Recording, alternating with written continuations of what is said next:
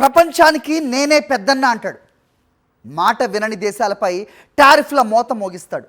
ఓ పక్క రష్యాని కవ్విస్తూ యుద్ధాన్ని కొనసాగించేలా యుక్రెయిన్ వెంట ఉంటూనే శాంతి కాముకుడిగా నోబెల్ ఇవ్వాలంటూ బొంగమూతి పెడతాడు. మిత్ర దేశాలపై ఓ పక్క ప్రేమ వలకబోస్తూ మరో పక్క వెన్నుపోటు పొడుస్తున్నారు. ఇదే విషయంపై ట్రంప్పై గుర్రుగా ఉందంట ఖతార్. ఇంతకీ ట్రంప్ ఏం చేశారు? Watch this. హమాస్ నాయకత్వమే లక్ష్యంగా ఖతార్ రాజధాని దోహాపై ఇజ్రాయెల్ వైమానిక దాడులు చేసింది.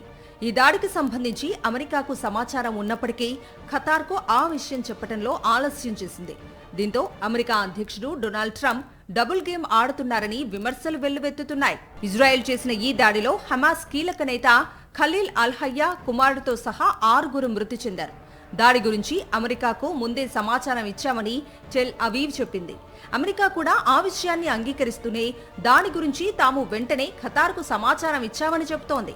కానీ దాడులు మొదలైన 10 నిమిషాల తర్వాత యుఎస్ నుంచి తమకు కాల్ వచ్చిందని ఖతార్ విదేశాంగ శాఖ అధికారి చెప్పారు.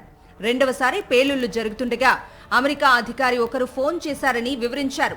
ఈ దాడి జరుగుతుందని ట్రంప్కు ముందే తెలిసినా ఖతార్కు ఎందుకు సమాచారం ఇవ్వలేదన్న అనుమానాలు వ్యక్తమవుతున్నాయి.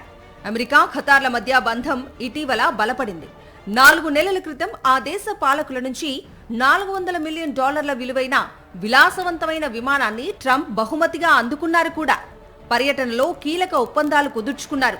ఈ క్రమంలో అమెరికా మిత్రదేశం ఖతార్పై ఇజ్రాయెల్ దాడి చేసింది. ఈ అటాక్ గురించి ముందే తెలిసినా అమెరికా నోరు మెదపకపోవడంతో ట్రంప్ డబుల్ గేమ్ బయటపడింది.